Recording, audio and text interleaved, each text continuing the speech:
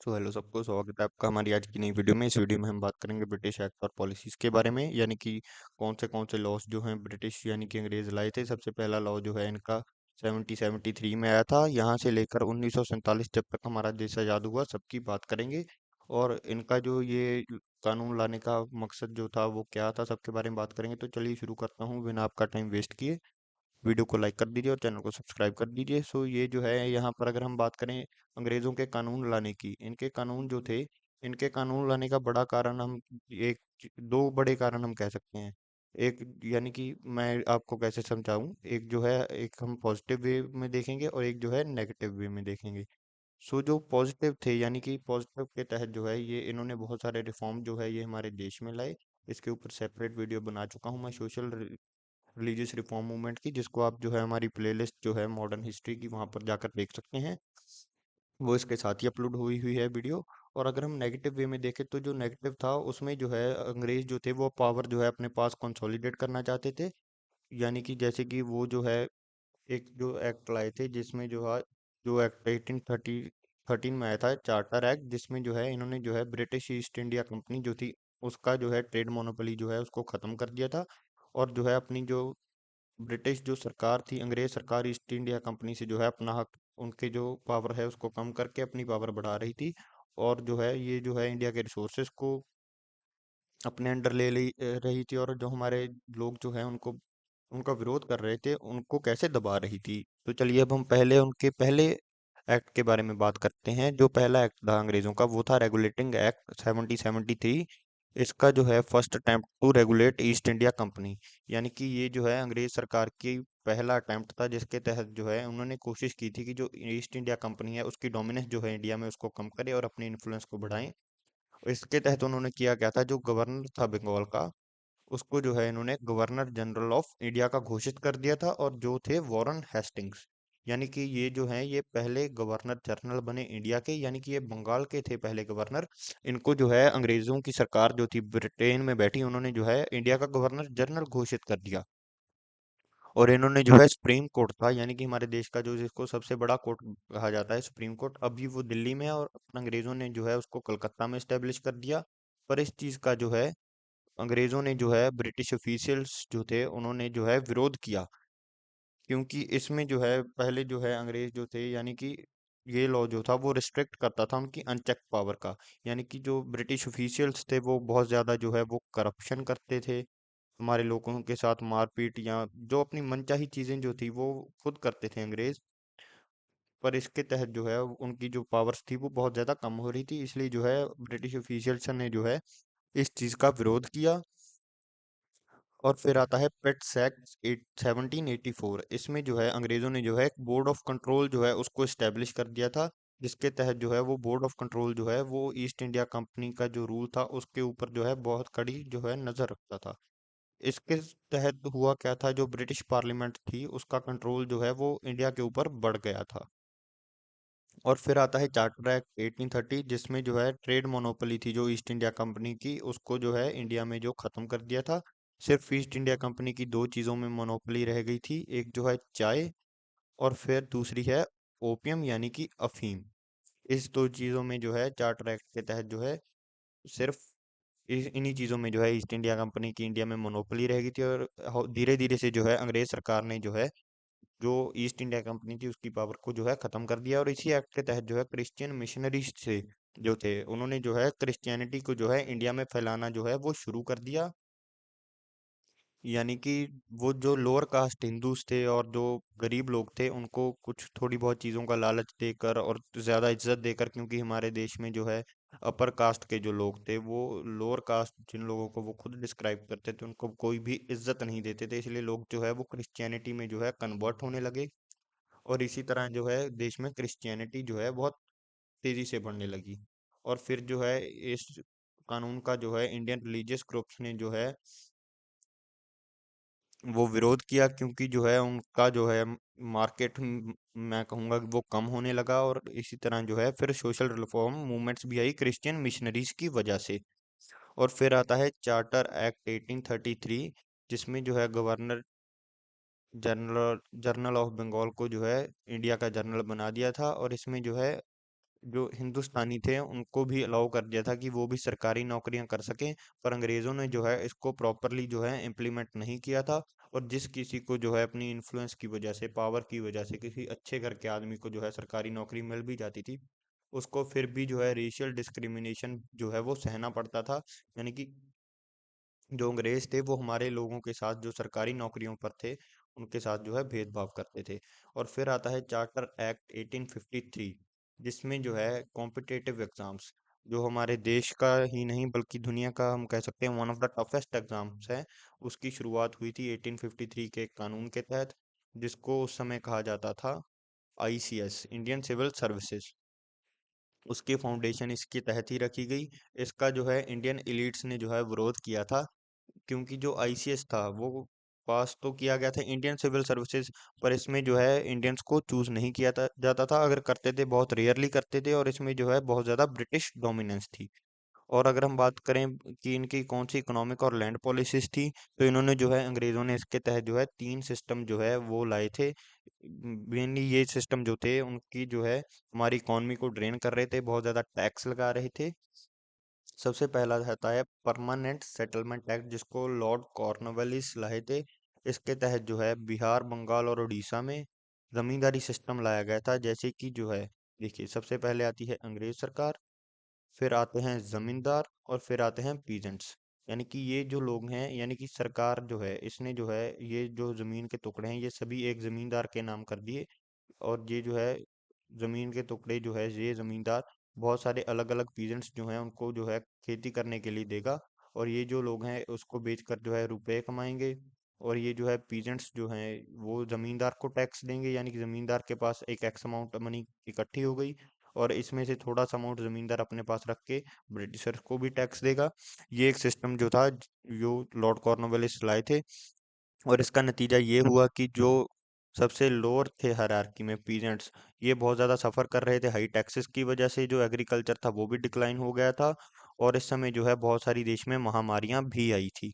और इसके तहत जो है इसका जो है पीजेंट्स ने विरोध भी किया था, जिसके तहत जो है संथाला रेबेलियन भी हुई थी। इसके ऊपर अगर आप एक डिफरेंट से वीडियो चाहते हैं तो कमेंट में बताएं, मैं वो भी ले आऊँगा। और फिर आता है रोयतवाड़ी सिस्टम, जिसको मद्रास और बॉम्बे में थॉमस मुनरो ने इंट्रोड्यूस किया था।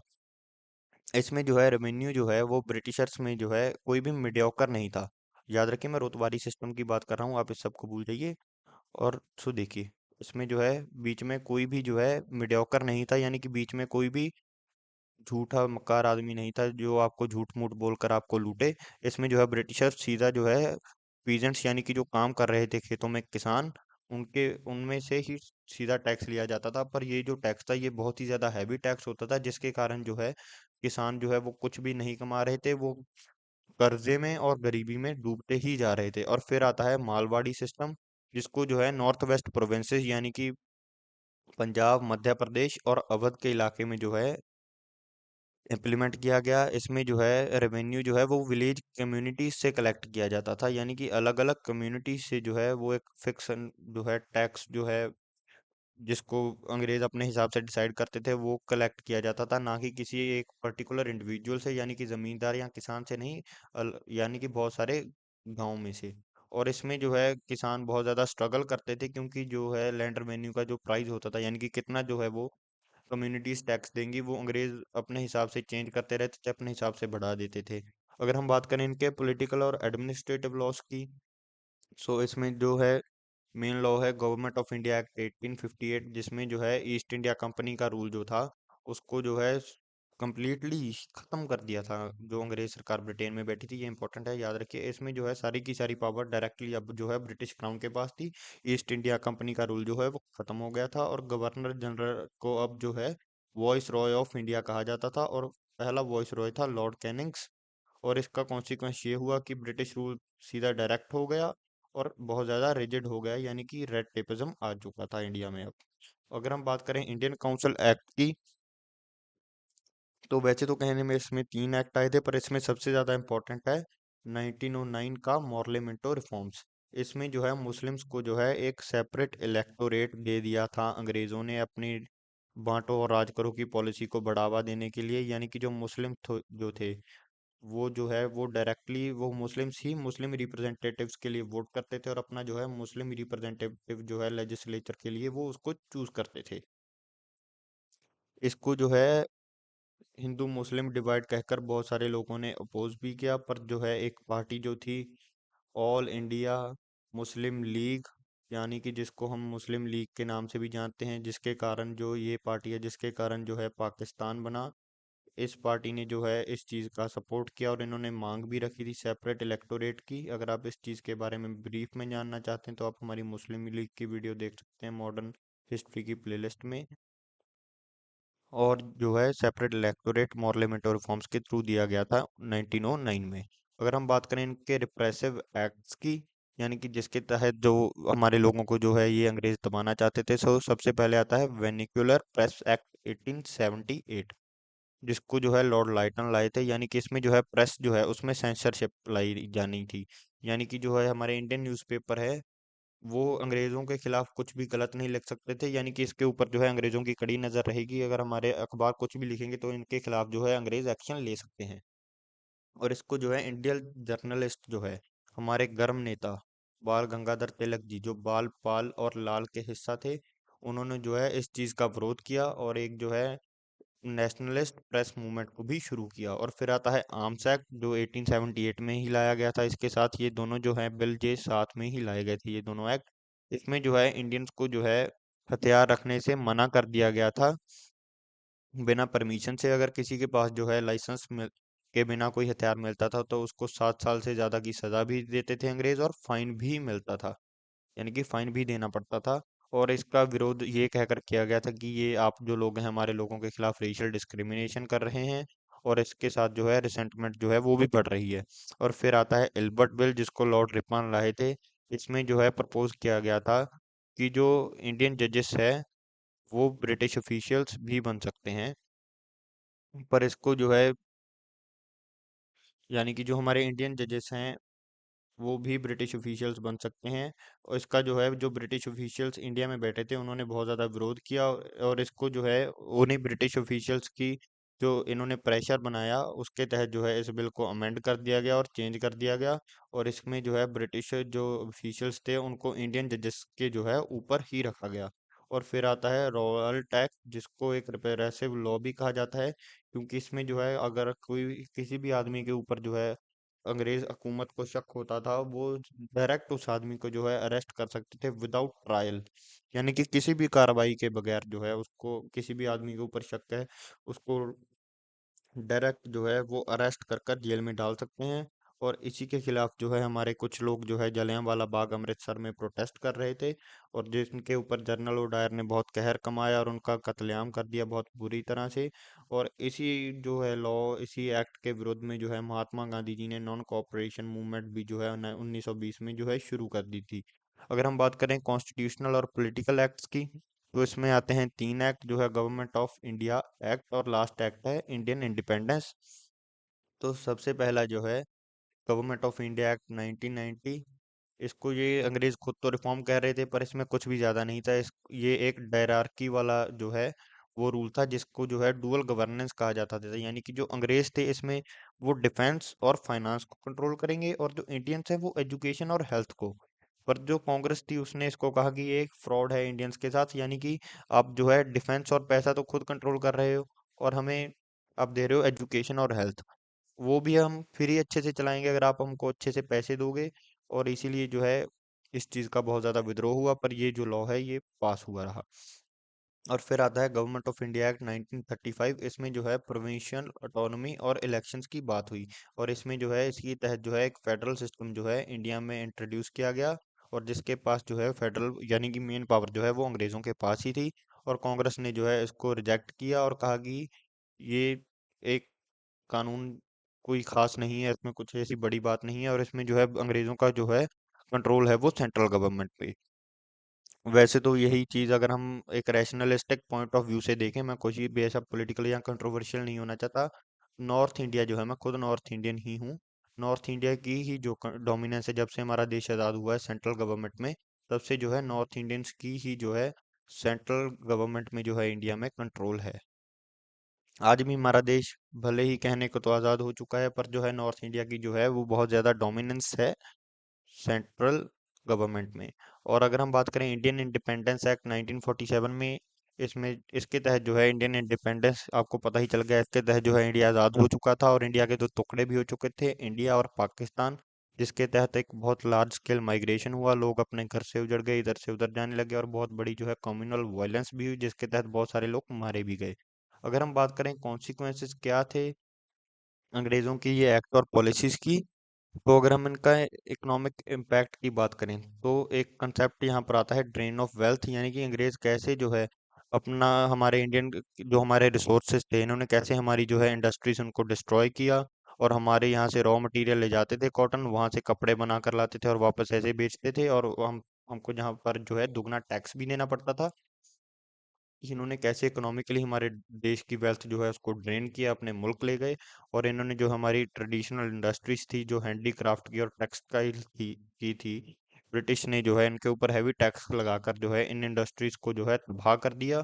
और पीजेंट एक्सप्लॉइटेशन, यानी कि जो लैंड रेवेन्यू पॉलिसीज थी, ये जो तीन पॉलिसीज को मैं अब बता के आ रहा हूँ पीछे, इनके ऊपर जो है बहुत ज़्यादा टैक्स लगता था और हमारे देश में जो है महामारी और रूरल पॉवर्टी के कारण जो है बहुत सारे हमारे किसानों की और पीजेंट्स की बहुत ज़्यादा जो है एक्सप्लॉइटेशन की गई इन अंग्रेज़ों के द्वारा।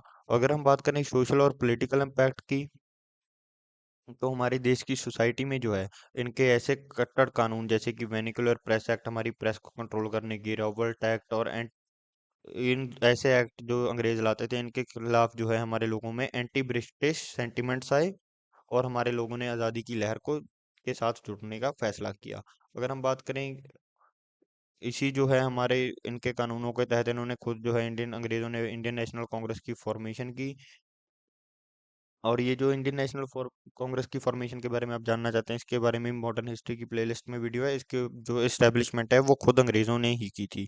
और पार्टीशन ऑफ बंगाल जो वो भी अंग्रेजों ने की थी, जिसके तहत जो है स्वदेशी मूवमेंट चली थी, जिसमें जो है एक बंगाल के दो टुकड़े कर दिए थे 1905 में अंग्रेजों ने। एक हिस्सा जो था वो मुस्लिम मेजोरिटी था, एक हिंदू मेजोरिटी था, वही अपनी डिवाइड एंड रूल की पॉलिसी थी इनकी।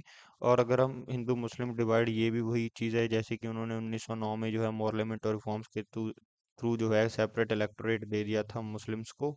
और वहीं से जो है कम्युनल टेंशन जो है इंडिया में वो बढ़ी। अगर हम फ्रीडम मूवमेंट्स की बात करें तो रॉबर्ट एक्ट और जलियांवाले बाग के कत्लेआम के बाद जो है नॉन कॉपरेशन मूवमेंट शुरू हुई और सिविल डिसोबीडियंस मूवमेंट भी थी, जो सॉल्ट टैक्स यानी कि नमक के ऊपर जो टैक्स लगा रहे थे वो, और क्विट इंडिया मूवमेंट भी जो गांधी जी लाए थे। इन तीन मूवमेंट को भी मैं ब्रीफली एक्सप्लेन कर चुका हूँ गांधीयन एरा में, आप वो वीडियो भी देख सकते हैं मॉडर्न हिस्ट्री में जाकर। So that's all for today. आप चैनल को लाइक कर सकते, सॉरी, हमारी वीडियो को लाइक कर सकते हैं और चैनल को सब्सक्राइब कर सकते हैं। थैंक यू, यही था आज के लिए।